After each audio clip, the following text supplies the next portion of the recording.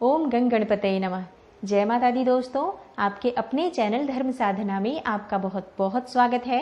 माँ भगवती दुर्गा की कृपा आप और आपके पूरे परिवार पर सदा सर्वदा बनी रहे। दोस्तों, महीने में 2 बार चतुर्थी तिथि आती है, एक कृष्ण पक्ष में और दूसरी शुक्ल पक्ष में। जो चतुर्थी की तिथि आती है कृष्ण पक्ष में उसे हम संकष्टी चतुर्थी कहते हैं, और जिस चतुर्थी का व्रत शुक्ल पक्ष में किया जाता है उसे विनायक चतुर्थी कहा जाता है। दोनों ही व्रत में भगवान गणेश की विधि विधान से पूजा अर्चना की जाती है और बहुत से लोग इस व्रत को रखते हैं। इस व्रत को रखने के बहुत सारी कामनाएं होती हैं। आप किसी भी कामना से भगवान गणेश की पूजा आराधना करते हैं, व्रत रखते हैं, तो आपकी कामना अवश्य पूर्ण होती है। प्रथम पूज्य देवता है भगवान गणेश। किसी भी शुभ कार्य में, मांगलिक कार्य में, किसी भी धार्मिक अनुष्ठान में, किसी भी यज्ञ में या नित्य की पूजा में भी सर्वप्रथम हम भगवान गणेश की ही पूजा आराधना करते हैं, ताकि हमारे जीवन में कोई भी विघ्न ना आए, किसी भी प्रकार की कोई बाधा ना आए, हमारे किसी भी कार्य में हमें कोई विघ्न बाधा ना देखनी पड़े। इसके लिए भगवान गणेश की पूजा आराधना की जाती है, ताकि हर कार्य निर्विघ्न पूरा हो जाए, जीवन में सफलता की प्राप्ति हो। इसके लिए आप भगवान गणेश की पूजा आराधना करें। व्यापार में अगर आप तरक्की चाहते हैं, नौकरी में सफलता चाहते हैं, शिक्षा में आपको ज्ञान की प्राप्ति चाहिए, वाणी में आपको मधुरता चाहिए, या फिर आप वाक सिद्धि चाहते हैं, अपनी वाणी को सिद्ध करना चाहते हैं, भगवान गणेश की पूजा अर्चना कीजिए। देखिए, किसी भी कामना से हम पूजा कर सकते हैं भगवान गणेश की, लेकिन जो चतुर्थी का व्रत होता है विशेषकर माताएं अपने बच्चों के जीवन में सफलता की प्राप्ति के लिए करते हैं। अपने बच्चों को उनके जीवन में सफलता मिले, सद्बुद्धि मिले, ज्ञान की प्राप्ति हो, शिक्षा में सफल हो, करियर में सफलता हो, इस कामना से माताएं इस व्रत को करती हैं। और जिनकी कोई संतान नहीं है, संतान प्राप्ति की कामना से इस व्रत को करते हैं। तो आपकी जो भी कामना हो, आप उस कामना से भगवान गणेश की पूजा आराधना करें, निश्चित ही आपकी कामना पूर्ण होती है। दोस्तों, आज की वीडियो में मैं आपसे बात करने वाली हूँ भाद्रपद मास के कृष्ण पक्ष की चतुर्थी तिथि के बारे में। भाद्रपद मास के कृष्ण पक्ष की चतुर्थी तिथि कब है, व्रत हमें कब करना है, तिथि कब प्रारंभ होगी, कब समाप्त होगी, चंद्र दर्शन का शुभ समय क्या है, इस बारे में बात करने वाले हैं। और आज हमें भगवान गणेश की पूजा किस तरह से करनी है जिससे कि मन की समस्त कामनाएं पूर्ण हो। आप जिस भी कामना से ये व्रत कर रहे हैं या फिर बिना व्रत किए भी आप सिर्फ पूजा आराधना भी आज के दिन करते हैं, नियम पूर्वक भगवान गणेश की पूजा करें। उनके अगर व्रत नहीं कर पाते हैं तो कुछ विशेष उपाय कर लें, तो इससे भी आपके मन की समस्त कामनाएं भगवान गणेश पूर्ण करते हैं। तो वीडियो को पूरा ज़रूर देखिए, ये सभी बातें मैं आपको आज इस वीडियो में शेयर करने वाली हूँ। और अगर आपको आज की वीडियो अच्छी लगे तो लाइक कीजिए, शेयर कीजिए फैमिली फ्रेंड्स के साथ। चैनल पर पहली बार आए हैं, अगर अभी तक आपने मेरे चैनल को सब्सक्राइब नहीं किया है तो चैनल को सब्सक्राइब कर लीजिए, बेल बटन को प्रेस कर लीजिए। इससे ये होगा कि इस तरह की सभी वीडियोज़ की नोटिफिकेशन आपको सही समय पर प्राप्त हो जाएगी। बात करते हैं भाद्रपद मास के कृष्ण पक्ष की चतुर्थी तिथि के बारे में। तो इस चतुर्थी को बहुला चतुर्थी कहा जाता है, हेरंबा संकष्टी चतुर्थी भी कहा जाता है। संकष्टी चतुर्थी का मतलब ही होता है सभी प्रकार के संकटों से मुक्ति पाना, सभी प्रकार के संकटों को हरने वाली होती है संकष्टी चतुर्थी। और जब हम आज के दिन व्रत करते हैं तो हमारे जीवन में आने वाला हर संकट भगवान गणेश अवश्य दूर करते हैं। तो आज जानते हैं किस प्रकार से आपको पूजा आराधना करनी है भगवान गणेश की।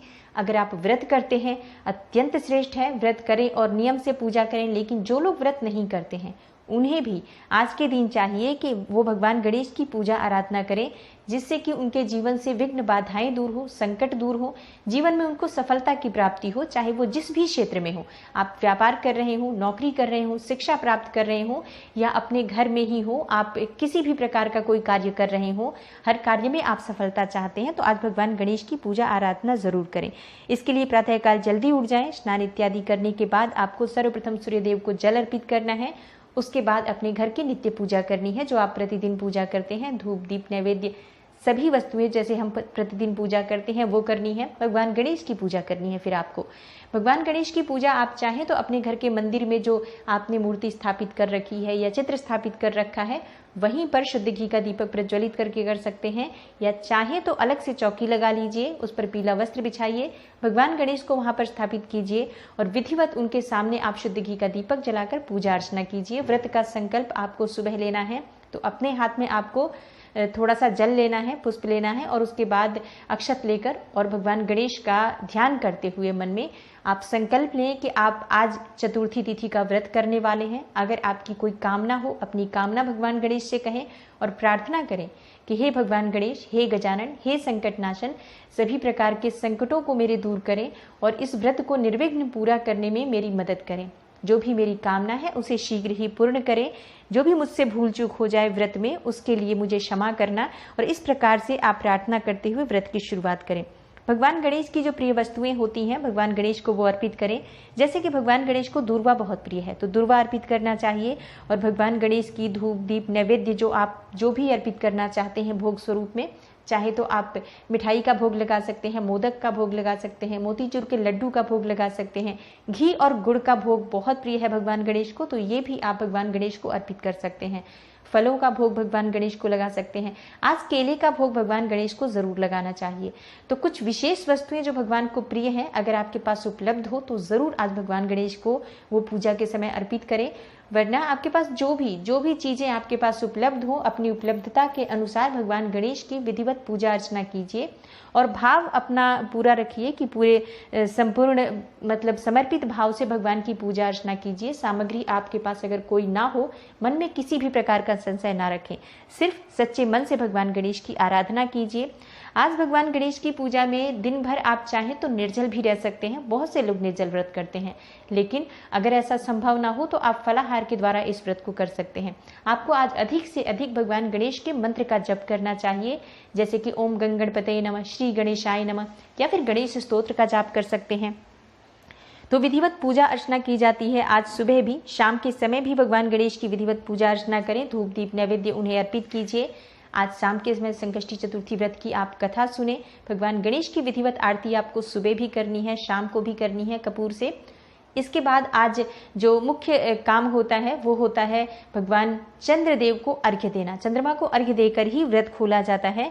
तो शाम को गणेश जी की पूजा के बाद जब चंद्रमा उदय होते हैं तो उनको आपको अर्घ्य देना होता है। अर्घ्य के लिए आपको चाहिए कि आप एक पात्र में थोड़ा सा कच्चा दूध लें, जल मिला दें उसके अंदर, फिर आपको उसमें पुष्प डालना है।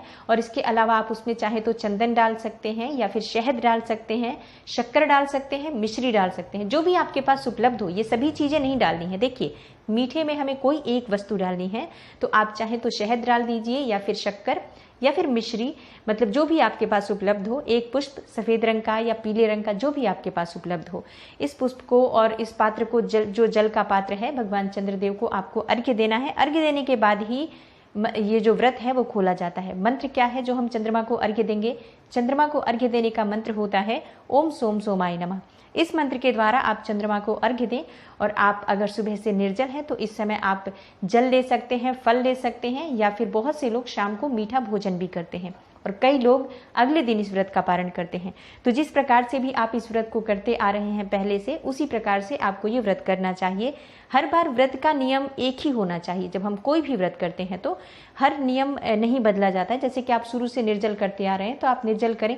हाँ, अगर ऐसी स्थिति है कि आप बीमार हैं या फिर अस्वस्थ हैं, आप नहीं रह पा रहे हैं निर्जल, तो आप ऐसे में जल या फल का सेवन भी कर सकते हैं। अब बात करते हैं कि आज हमें विशेष प्रकार से कौन से उपाय करने हैं। लेकिन इससे पहले जान लेते हैं कि चतुर्थी तिथि कब प्रारंभ होगी, कब समाप्त होगी और चंद्रमा के दर्शन का जो शुभ समय है वो क्या होगा।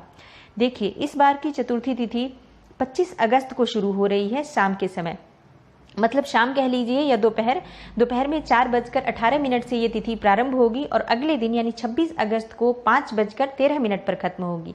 तो ये जो व्रत है, अगर उदया तिथि देखें तो 26 अगस्त को मिल रही है, लेकिन 26 अगस्त को आपको चंद्रमा प्राप्त नहीं हो रहा है चतुर्थी का चंद्रमा हमें प्राप्त होगा 25 अगस्त को। और आज के दिन चंद्र दर्शन का बहुत महत्व होता है। चंद्रमा के दर्शन करना बहुत शुभ माना जाता है।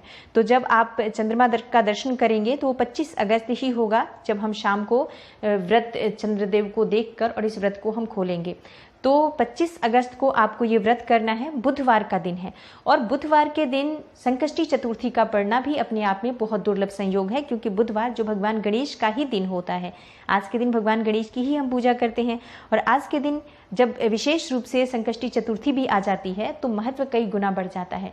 तो विधिवत भगवान गणेश की आज सिर्फ आप पूजा अर्चना भी कर लेते हैं तो इससे भी आपके समस्त संकट दूर होते हैं, समस्त कामना पूर्ण होती है।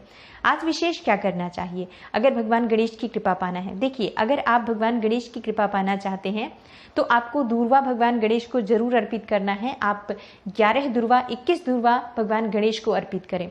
चाहे तो आप लाल धागे में उस जो दूर्वा है उस सभी दूर्वा को एक गांठ बना लीजिए और उस तरह से भगवान गणेश को अर्पित कर सकते हैं, या फिर लाल धागे में 21 या 11 दूर्वा की माला बनाकर भी भगवान गणेश को अर्पित कर सकते हैं।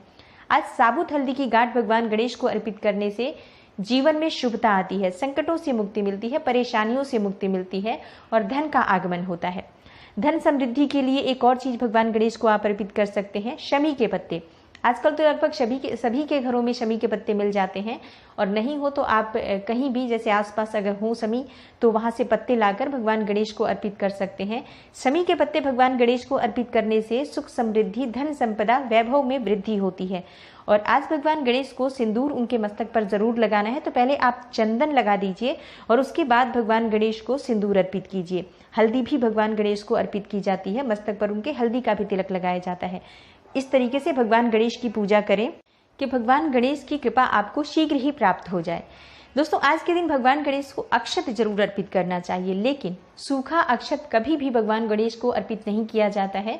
तो आपको चाहिए कि आप थोड़ा सा उस अक्षत को गीला कर लें, गंगा जल से या शुद्ध जल से थोड़ा सा धोकर फिर आप उस अक्षत को भगवान गणेश को अर्पित करें।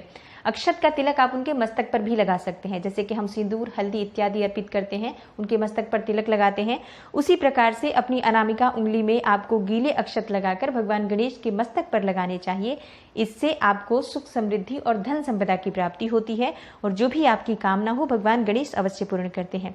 कुछ विशेष मंत्र जो आज को भगवान गणेश को आपको जरूर जपना चाहिए, कुछ स्तोत्र हैं। अगर आपकी कामना इस प्रकार की हो तो इसको जरूर जपें।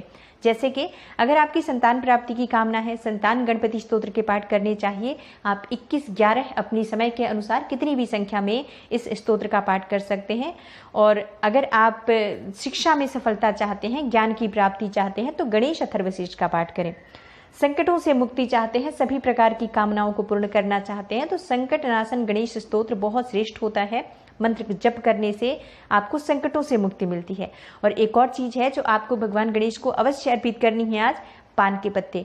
पान के पत्ते पर सुपारी और हरी इलायची रखकर भगवान गणेश को जब हम अर्पित करते हैं तो भगवान गणेश बहुत प्रसन्न होते हैं।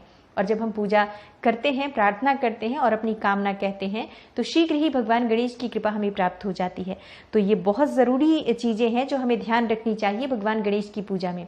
जब हम पूजा अर्चना करते हैं किसी भी देवी देवता की तो उनकी प्रिय वस्तुएं हम पहले से ही अगर एकत्रित करके रखें और उस दिन पूजा में शामिल करें तो हमें शीघ्र ही उनकी कृपा प्राप्त हो जाती है, भगवान की प्रसन्नता प्राप्त हो जाती है।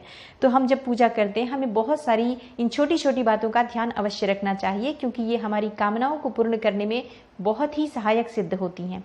दोस्तों, उम्मीद करती हूँ संकष्टी चतुर्थी से जुड़ी हुई ये बहुत ही महत्वपूर्ण जानकारी आपके लिए अवश्य उपयोगी सिद्ध होगी। और अगर आपको आज की वीडियो अच्छी लगी हो तो लाइक ज़रूर कीजिए, शेयर कीजिए फैमिली फ्रेंड्स के साथ।